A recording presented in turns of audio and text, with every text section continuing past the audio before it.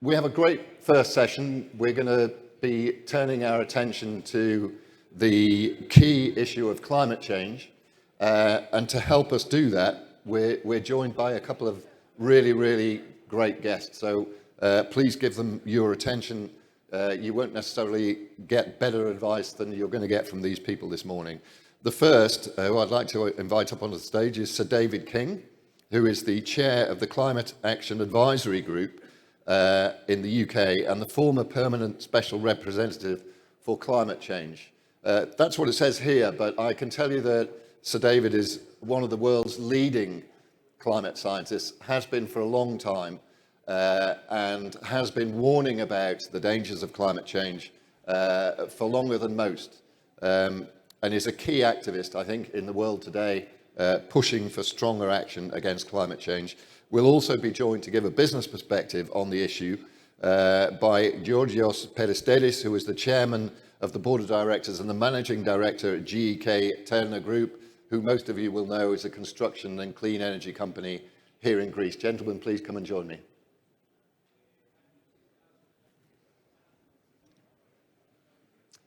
Would you like to take a seat here?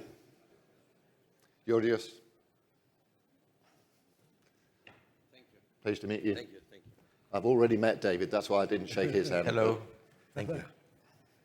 Is it here? Yes, please. So let's launch straight in, David. We've started on time. Hopefully we'll finish on time. I'm going to hand over to you. Just give us your introductory thoughts on where we stand. Stand up. Sure. Well, thank you very much. I'm not going to give you any comfort in what I say, so let me start out by telling you that the message is it's now getting far too late just to reduce emissions. If we were to reduce emissions to zero tomorrow, frankly, we are cooked. There is no chance of our civilization surviving with the present amount of greenhouse gases in the atmosphere. Now, that's not a good message to give, but I am going to end what I've got to say with a strategy that could give us a manageable future. So the first point I want to make is the planet, we said, should not heat up beyond 1.5 degrees centigrade above the pre-industrial level. That was agreed in Paris by 195 nations. We're not at 1.1 degree above today. We're not at 1.2. We're at 1.32 degrees centigrade above the pre-industrial level today. And if we just look at what is happening now, El Nino, this effect that causes much higher temperatures as the Pacific Ocean wells up the excess heat that it's been taking up, the El Nino is with us and it's never come on so rapidly before. And we know that in the coming year, global temperatures are very likely to exceed 1.5. But where we are today is already exceptionally dangerous. And the reason is the global average temperature rise might be 1.32, but the regions of the world are all in a separate place in the sense that it's very inhomogeneous.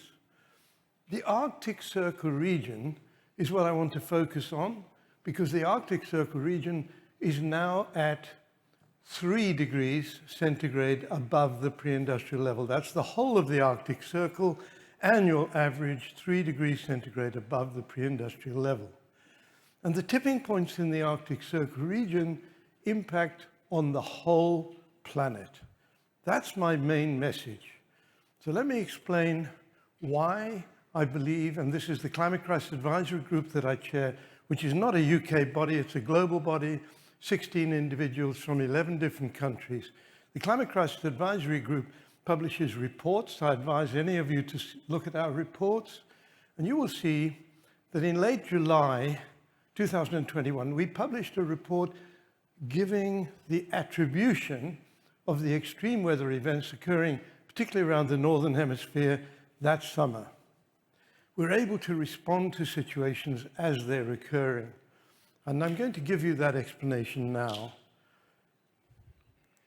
So I've got a few slides. They're very pictorial, and this is a schematic slide showing on the left-hand side the normal situation with a cold Arctic, and a cold Arctic is -10, -15 degrees centigrade, and a cold Arctic has very cold air above it, of course, and that cold air is kept in the Arctic Circle region by the so-called jet stream. And the jet stream is an anti-clockwise wind that blows around the North Pole region, and it's delivered by the rotation of the planet. So nothing is going to change that wind. However, it can become distorted, as I'm now showing you. Imagine, as we're now seeing, that above the Arctic Circle North Pole region, the blue sea is exposed because the ice has been melting so rapidly that we've now got blue sea exposed. Blue sea soaks up sunshine, ice was reflecting it back into space. The Arctic Circle region is therefore heating up very rapidly. And what we get is warm air over the North Pole region. And the warm air is then displacing the cold air down towards the south. And that causes a massive distortion in the jet stream.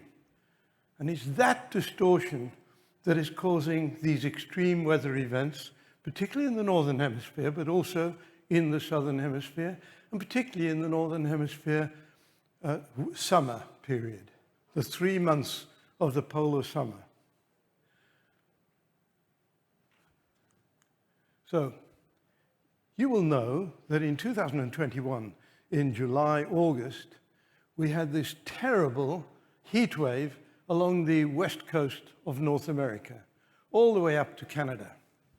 In Lytton, in Canada, in British Columbia, a village, a town, which is what we would all describe as middle class, we would all recognize it. 135 people died of heat stress. Why? People in Canada do not have air conditioning. They don't need it, it's cold.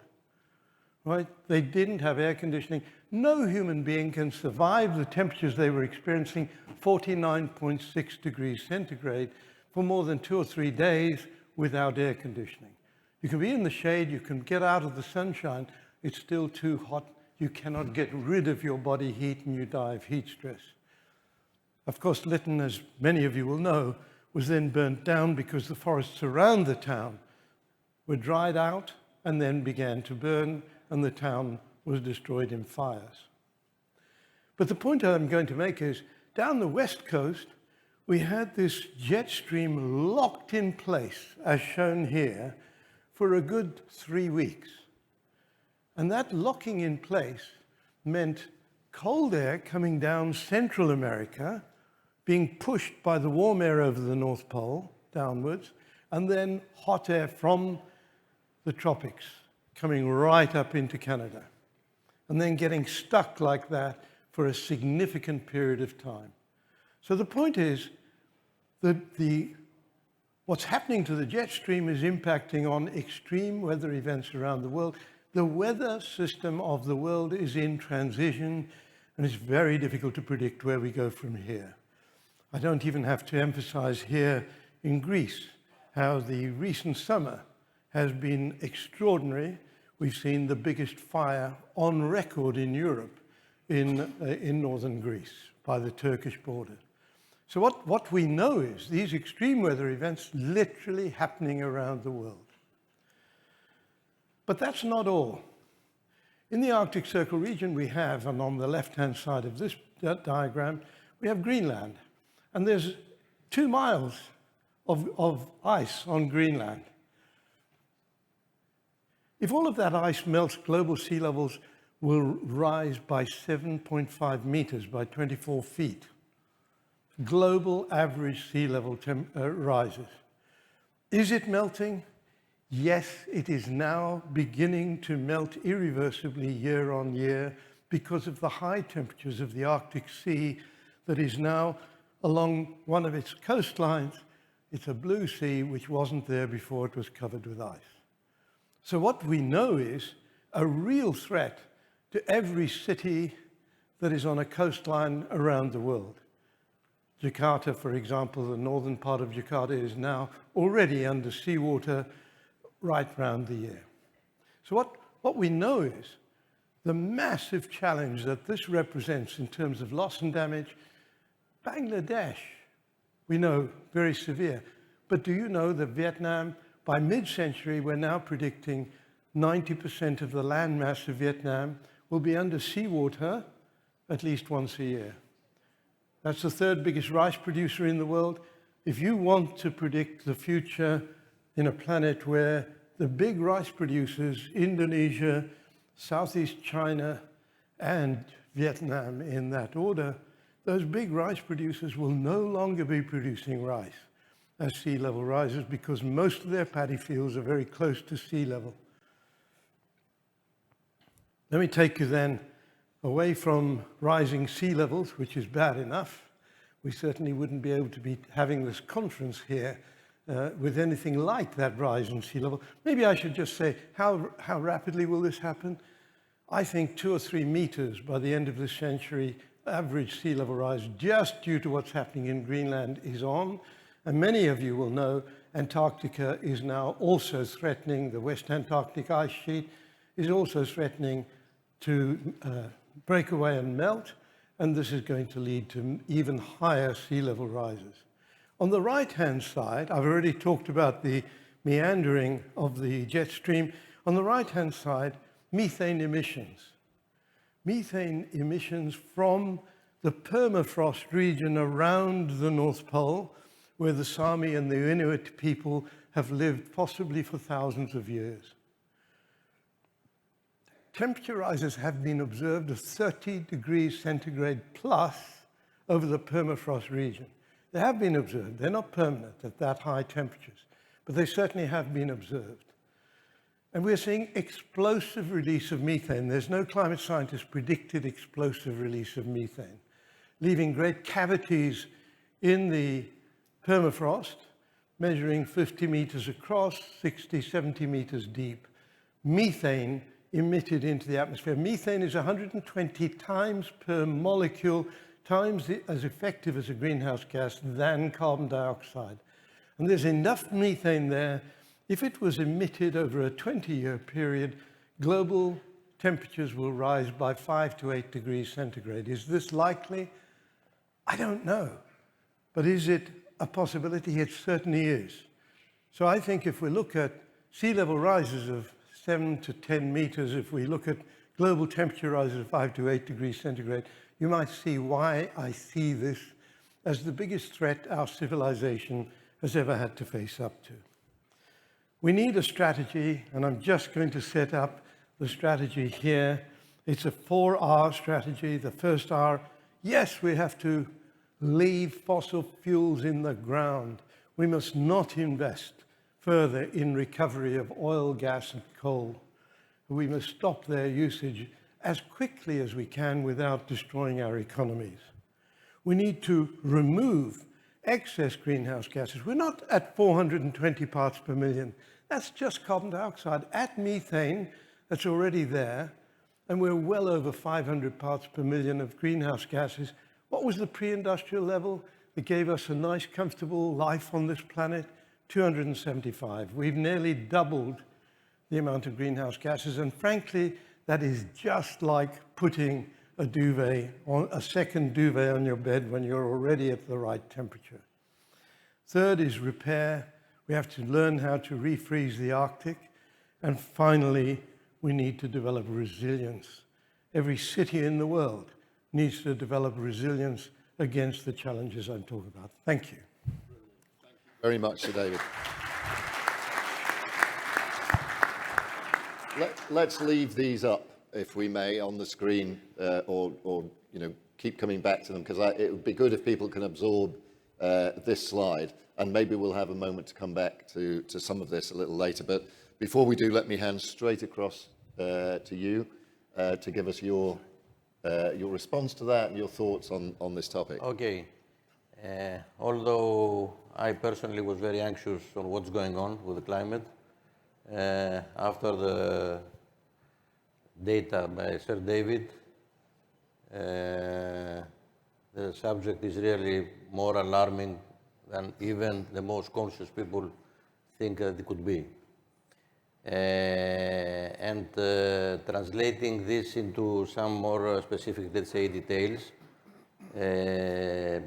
we have to remember that the consequences of what Sir David just described, and are, according to my view, more probably to happen than not, the consequences will not be distributed evenly across the planet. Unfortunately, even these severe consequences will be distributed unequally. This means that some places will suffer more and some places will suffer less but still suffer. He gave an example about the rice plantations. This is just one example. But getting back to some, let's say, economic figures, by the most recent available data by Eurostat, just for Europe, we see that the consequences, even not to the scenario that Sir David explained, which is the most probable, because this Eurostat data is about 2 or 3 years old, it calculates that the worst country to be affected economically wise will be Greece, with an estimated consequence per inhabitant per year of something like 92 euros, while the average of Europe as a whole is something like 20 euros. The second country is far, far behind. It will be France, with 35 euros per inhabitant per year, and Ireland is third. Now, consider that Europe probably is one of the most lucky places in the world also to fight climate change, and just imagine what will happen to other places that are not so lucky. So I think this should be the prime concern of everybody, politicians, societies, etc. But unfortunately, we have some backtracks, which I will be happy to explain later on in the discussion. Thank you. Thank you. Thank you very much indeed, Mr. Peristeris. David, let me come back to you. We'll go into these solutions a little bit in a while, but before we do, I want to put to you a couple of provocative questions that I'm sure you hear all the time, but I think it's probably good to get them out. One is, Greece is no stranger to natural disasters, and the last month or so we've seen some pretty awful events here. But here, and particularly in some other countries, there's a very strong pushback now, political pushback against the arguments that you've just made. How do you counter those? So, in Britain, it's become a real political fire point, and we're hearing an awful lot. It's getting a lot of traction in populist circles, this idea that climate change is all a hoax. So what do you do when you're confronted with that argument? I mean, I think, first of all, I wasn't putting out some sort of an opinion. I was putting out what the science is telling us. And that, if you had an argument about COVID, you wouldn't argue about the use of vaccines. Why are we saying that we don't believe the scientists who are dealing with climate change? The science of climate change was delivered for us by the year 1897. It was virtually complete by that time. And I just roll forward on that. Fourier, the great French mathematician, in 1824 published a paper in which he calculated the average temperature at the surface of the Earth, because he knew how much energy was coming from the sun. He also knew how much radiation would go out from a hot body. And so the radiation going out has to balance the amount of sunlight coming in that takes the hot body up to a given temperature. He calculated that, found he had a temperature 30 degrees centigrade too low. Now we know he had calculated the temperature at the surface of the moon very accurately, which has no atmosphere. And he then includes a fudge factor, which is just to give him the right number, which he says is due to the atmosphere capturing the radiated heat and keeping us warm like a duvet at night. We then go on to an Irish scientist. This is a European story. We go on to an Irish scientist, Tyndall, who actually measures how much heat is captured by air. Unfortunately, he cleans his sample of air and removes all the greenhouse gases, he gets 0. And he thinks Fourier must have got it wrong. But fortunately, he then repeats his experiment with air with greenhouse gases, just as it comes, and he gets Fourier's coefficient very accurately. This is a beautiful piece of science because it confirms Fourier's equations. And then 1897, we get a Swedish scientist, Svante Arrhenius, who calculates if we should double the greenhouse gas levels in the atmosphere by burning fossil fuels, he states this in 1897, temperature rise would be 5 plus or minus 2 degrees centigrade. Now he didn't get, this was a back of the envelope calculation, no computer. He didn't do it too badly. So if we then look at predictions, for example, rising temperatures in Central Europe during the past summers from 2003. The Meteorological Office in Britain used these massive computer calculations to estimate rising temperatures.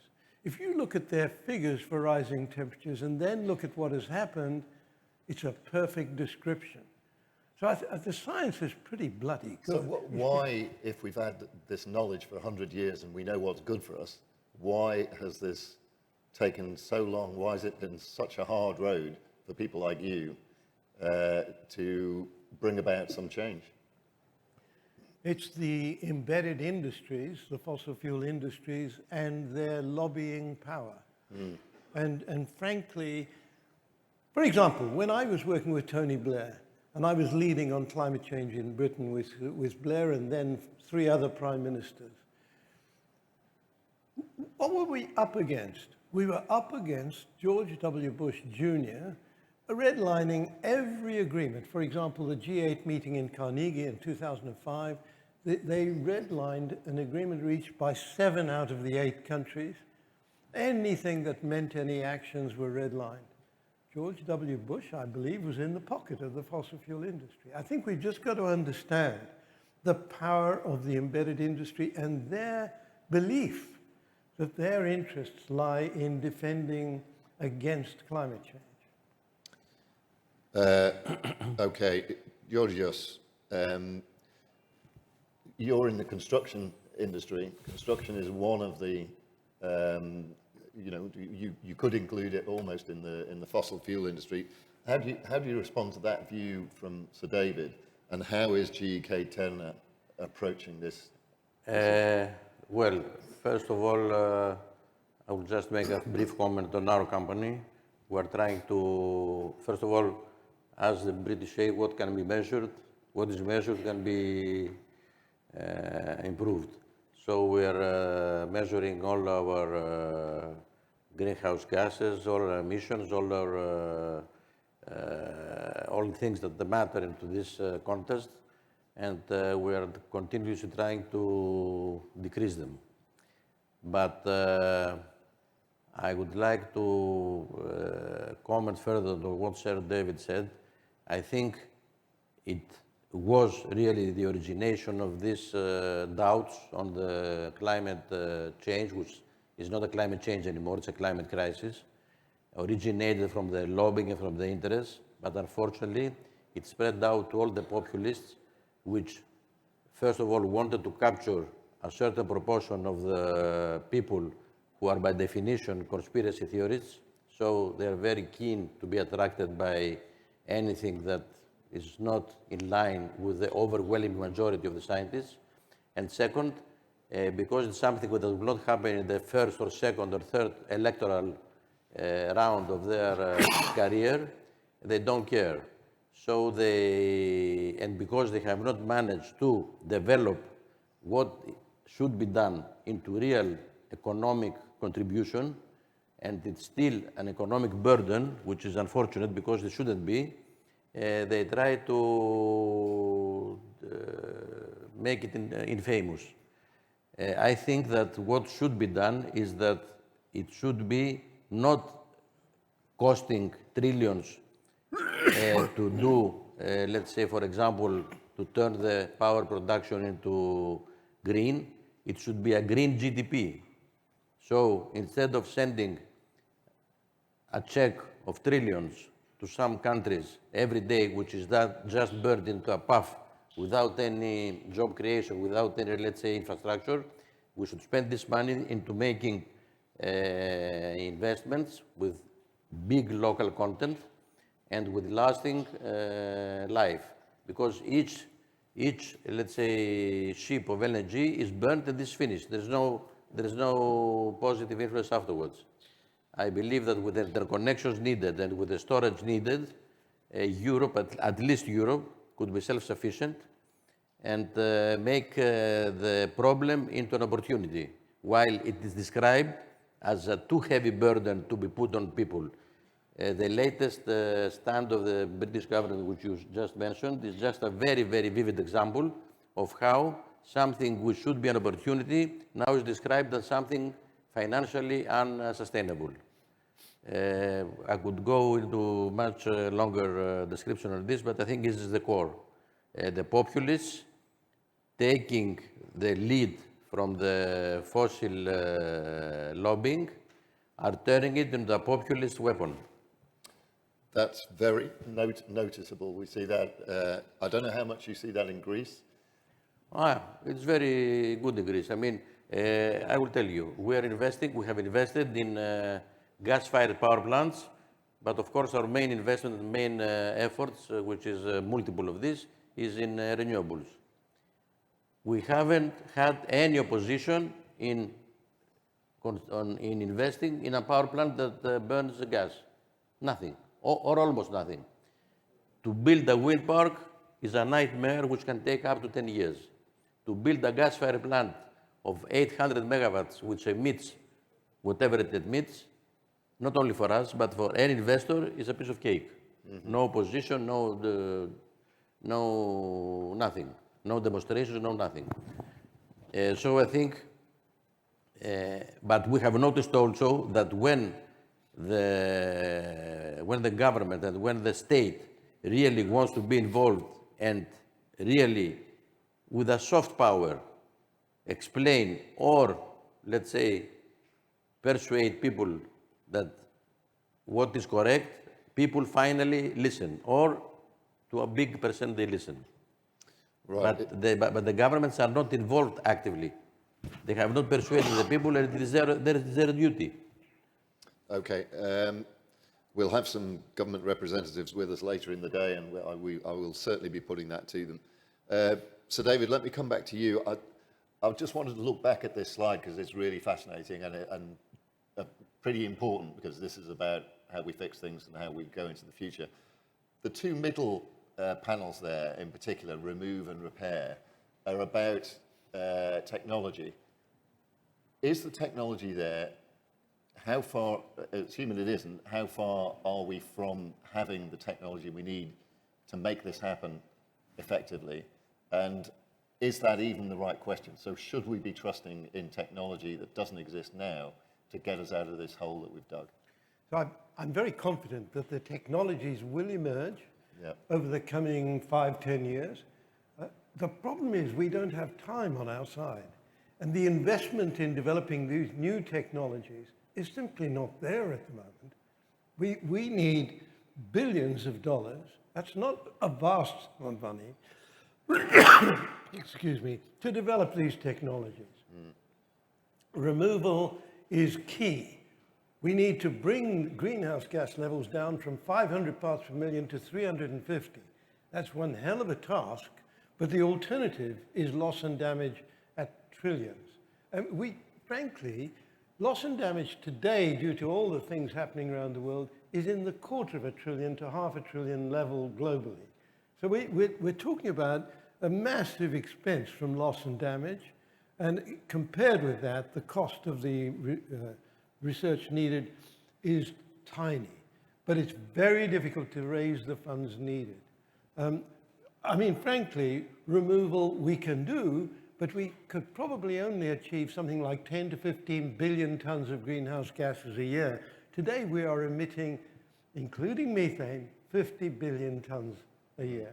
If we can't bring that down to close to zero, then frankly we might as well give up, because we're never going to remove anything like that amount per annum. Do not rely on us capturing carbon dioxide so you can go on using fossil fuels. That is a story that is getting around, and I fear that story being pushed to COP28 because it's in the Middle East. You know, that's a real worry. But I think the repair side of it is a mode of buying time. If we can refreeze the ice or keep the ice that is formed over the Arctic Sea during the polar winter months, if we can keep that there during the 3 summer months by reflecting sunlight away, and what we're working on with a global consortium is putting white cloud cover over the whole of the Arctic Sea for those 3 months to reflect sunlight away from the ice. And I believe that is possible. And it's a technology that is being developed, but it needs considerably more effort. Right. It's interesting is that one of the striking things about progress in this field over the last few years has been the extraordinary change in pace in the reduction in the price of renewables. 20 years, even as short a time ago as 20 years, the price of photovoltaic cells and the energy that comes from them was far higher than it is now. It's come down tremendously. So David, and then I'll come to you on the same question. What do you think has driven that? I think it's very simple. In Britain, we started putting a requirement on the electricity utilities to produce a certain amount of electricity from renewables every year, and the penalty was very heavy if they didn't achieve that. And the utilities all produced, and it was increased every 2 years, and then it spread right across Europe. We had Germany, Spain, Italy, etc., all carried through the same program, and the result was that a market was formed here in Europe, and as the market grew, the prices collapsed. And we're talking about a 50-fold decrease in photovoltaics just over that period. Extraordinary. And this is just competition coming in. And we were having to have an investment through this subsidy to meet the challenge of the fossil fuel industry. But today, around the whole world, they benefit from this decrease in the cost of energy production by renewables. And the International Energy Agency just 3 weeks ago published a report showing 30% of global electricity is now produced by renewables. That's the success of the marketplace, but it had to be stimulated by a subsidy initially from governments. Government regulation was a key to that process. So we come back to government, the responsibility of government. Georgios, do you see the current government in Greece embracing that responsibility? Yes, especially in the previous term of the same government, the attitude was much stronger. Lately, we see some very weak support for wind and much, let's say, stronger support for PV, which in our minds doesn't make a sense because it makes an imbalance in balancing. Wind is much more spread out over the year and much more spread out during the 24 hours of the day. PV, by definition, is concentrated in the sunny days and in the morning time. But also in Greece, we do not see the state, because it's not only the government, which is, let's say, the central government, it's also the municipalities, etc. We don't see the state really informing the people of what is at stake and what should be done. Yeah. They are not informing. It's done the other way. Instead of leading the people, they are following the activists who are against renewables, especially the municipal authorities. Right, and is that to do with the electoral cycle? Yes. Populism definitely plays a very strong role, yes. But I don't think, if it was uniform and if it was spread out, I don't think that there would be any losers politically, but it still happens. Right. It's very notable in so many issues, isn't it? And it's very, I think it's in every country, but in Greece, I will give you an example. When there were these wildfires in northern Greece, and 3 years before there was a fire in central Greece, the first thing that the government did was to recall all wind farm permits, but only the wind farm permits. No building permits, no grazing permits, no nothing permits, only the wind farm. Now, what is the logic and the reason behind this? Nobody understands. It's the other way around. We have all this because we don't have enough renewables. Okay. I want to go back to the provocative questions. I imagine I'm going to test your patience with this one, but it's very commonly said that what is the point of Western countries, advanced countries, investing all of this, making all this effort when you have producers like China and India who are just pumping out emissions from their coal-fired plants. What is the point, Sir David? So it is true that historically, the Western nations are the nations that have put the greenhouse gases up to the levels they're at today, whereas a bigger contribution is now emerging from the rapidly emerging economies.